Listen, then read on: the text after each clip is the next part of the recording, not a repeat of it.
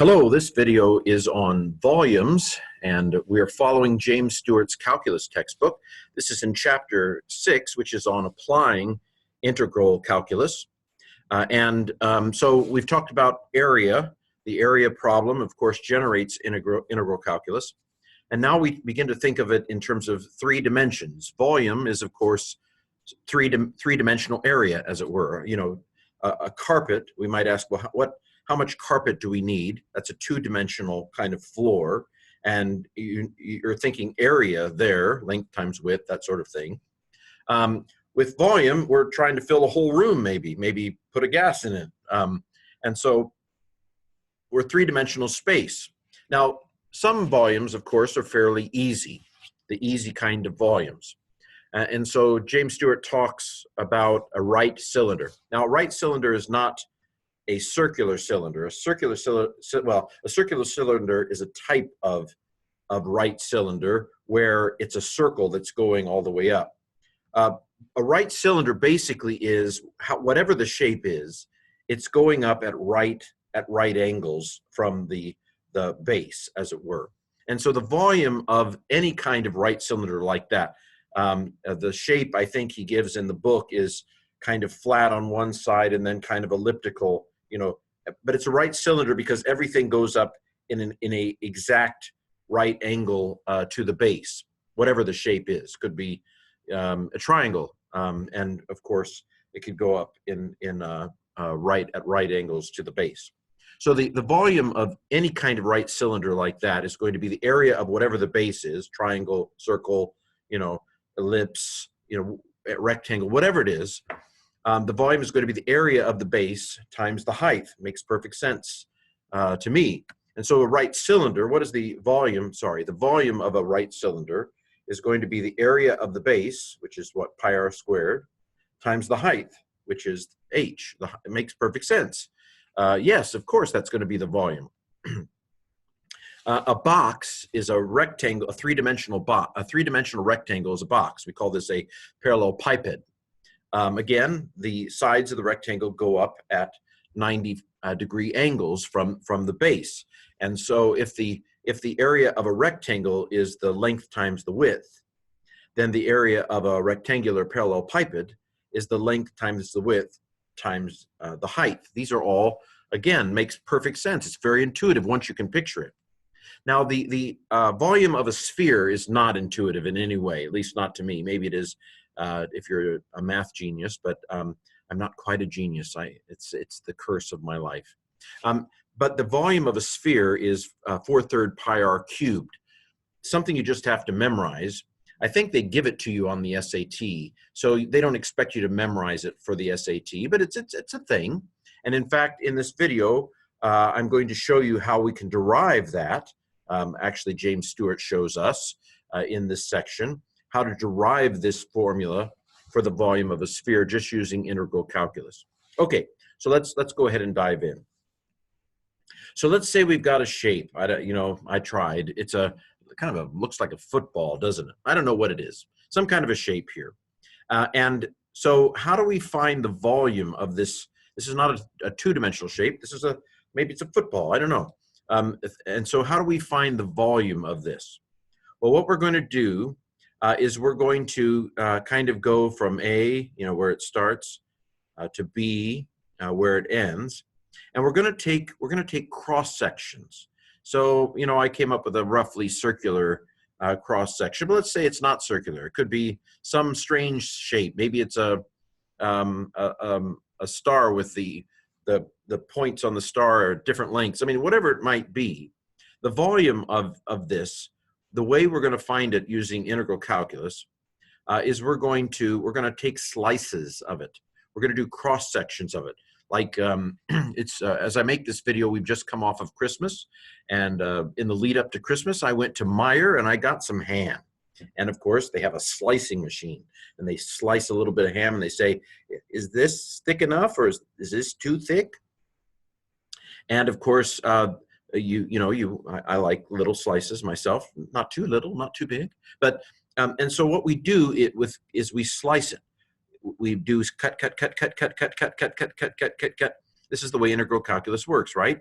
And so if n is the number of cuts, the number of slices, the number of cross sections, then as the slices get smaller and smaller and smaller, smaller and smaller pieces of ham, as n approaches infinity, then the sum of all those slices, from the first slice to the last slice, the infinite number of slices, basically, if I add up all of those areas times the change in x, let's say, then the sum of all those is the volume of this three-dimensional figure. Or, to put it in this symbolic language, the volume of any kind of a three-dimensional piece like that is going to be the limit as the number of slices approaches infinity, from the first slice to the infinite, to the last slice. The sum is big S, Greek S, sigma. The big sum of all those, of the area of all those little x slices. This should be a small I, by the way. It should be x with little I, times the width. Sum of all those is going to equal the volume, or to put it in integral. Now let's put it in integral. So this is summation notation. Let's put it in integral notation.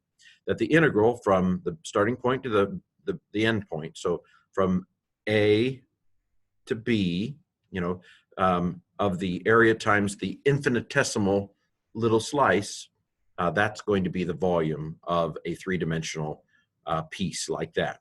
Okay, well, remember I was talking about the sphere formula, 4/3 pi r cubed. We can actually derive that using this concept. So a sphere, if we slice it, slice into an infinite number of slices and add them all up, that'll get us the volume of the sphere. Now, one nice thing about the sphere is a sphere is completely, no matter where you slice it, if it goes through the middle, it's going to the halves, going to be two equal halves. So when it comes to the end, all we have to do is find the volume from 0 to r and double it, and that'll get us the volume of the whole sphere. And so let's talk about the area of a slice. The area of a slice is going to be, so if this is y, if y is basically the r of the slice, then we know that if this r here is the radius of the sphere, from the center of the sphere to any point on the outside of the sphere, it's going to be the same at all points. So this radius here is going to equal x squared plus y squared, or so x squared plus y squared equals r squared. If we then solve for y to find out what the radius of this slice is, then y equals the square root of r squared minus x squared. Okay, fair enough. So let's now get to work. So here's the volume formula. So to start off with, we might say from negative r to r of dx is the width of the slice, dx is the little width of the slice, times pi r squared. And the r here is this r, that is y. And so r squared is y squared in this case. And if y equals the square root of r squared minus x squared, then y squared is r squared minus x squared, which is what we have here. So pi r squared is pi r squared minus x squared. Yay! Okay. Now, as I said, we're going to actually, instead of doing from negative r to r, we're going to double 2 times 0 to r. Pi is a constant, so it pulls out. And so we basically have 2 integration formulas. Now, I skipped a step here. We're treating r squared down here, and it's a little confusing because I have, it is the same r. Okay, so the integral of, if we treat r as a constant, then the integral of this is going to be r squared x. And the integral of this is going to be 1/3 x cubed, okay? So we ended up with r squared x minus 1/3 x cubed. Now we're going to do that from 0 to r. The 0 is going to cancel out. And so we're left with, if we substitute r for x, remember r squared x, it's going to be r cubed. That's where the r cubed came from. And if we substitute r for x, 1/3 x cubed, it becomes 1/3 r cubed. So there we have it. That's where this came from. It's basically the playing out of the 0 to r for x. And okay, and then we solve. So r third, r to the cube, r cubed, sorry, minus 1/3 r cubed is going to be 2r cubed. And so 2 pi times 2r cubed is 4/3 pi r cubed. And there we have our formula. That's how you derive the formula for the volume of a sphere. Okay, so what we're doing in these cases is we're finding solids of revolution. So, you know, my slice here is a solid of revolution, and then these were solids of revolution. And so that's what we're doing. And so these are the formulas. We've just used them. And so now let's just remind ourselves this is the formula for finding the volume using these solids of revolution. And by the way, you can do it for y functions where it's flipped, and it's okay because in a sense you're still treating it like a function. You've just flipped it. You know, we grill into your head in beginning calculus that it has to be, you know, we know the vertical line test. And of course, this sort of a function doesn't pass the vertical line test. But it's the same deal.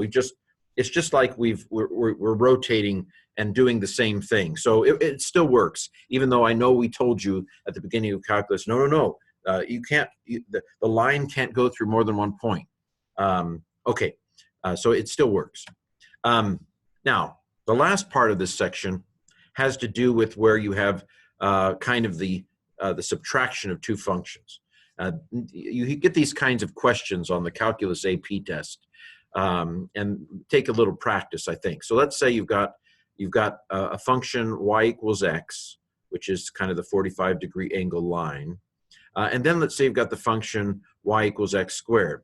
And you might have a calculus question on the AP tests or on an exam, calculus exam, something like, let's say that you rotate y equals x minus y equals x squared around the x-axis. And so you rotate it, and what you end up is a washer here, where the area of this bit right in here, see it?